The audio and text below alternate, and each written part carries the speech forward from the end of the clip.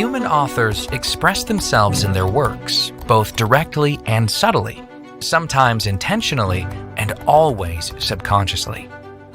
When we read a text, we can choose either to read the lines or to engage in more intricate analysis and read between the lines. The divine author of the Torah did something similar, but to an infinitely greater degree. God expressed himself in the text in multiple ways all at once, directly as well as subtly, with plenty of insinuation and a vast hidden layer of the divine subconscious. And he then instructed us to excavate it all. Jewish tradition separates these layers of understanding into 4 categories. The first is pshat, direct intention, which is derived by examining context and syntax. For example, the Torah begins with the words, Bereshis bara Elokim, es hashemayim, ve'es ha'aretz.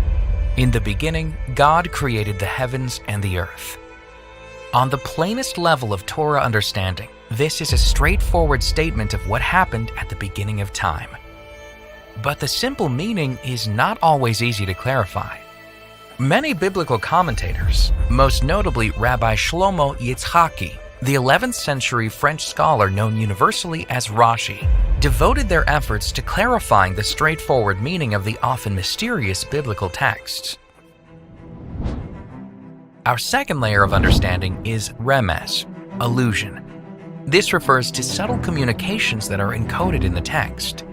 They can be uncovered using methods such as the numerical values of the Hebrew letters, the acronyms of words and phrases, or unusually sized letters in the Torah scroll. For example, the Torah's first 2 words, Bereshis bara, in the beginning, God created, carry the numerical value of 1,116. That's the identical value of the phrase Barosh Hashanah Nivra. It was created on Rosh Hashanah. We are thereby informed that Rosh Hashanah is the anniversary of creation. Our third layer of understanding is drush, interpretive. Our sages extrapolate a vast corpus of ideas and instruction from the Torah's text through methods such as textual comparison, sequencing analysis, and homiletical interpretation. For example, from a sequencing perspective, the Torah begins with the wrong beginning. It describes creation, a narrative that is seemingly secondary to the Torah's primary function as a book of guidance that tells us how God expects us to act on a daily basis. The Torah should have dived directly into the nitty-gritty of the laws.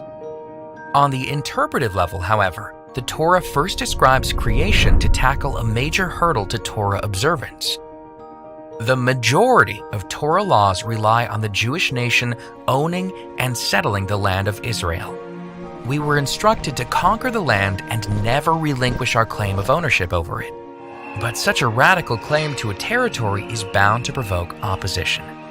Who gives us the right to take possession of a land and claim it as our eternal heritage? The Torah, therefore, begins with creation, clarifying that God is the creator of all territories, and he has the right to permanently bequeath a specific parcel to a particular people. It then records the history of God doing precisely that with the Jewish people. With this switch in sequence, the Torah supplies the Jews with the response God expects them to provide all who accuse them of land theft and occupation. The fourth layer of understanding is sod, hidden meaning. This refers to the deeply mystical messages that float behind every phrase and letter in the Torah.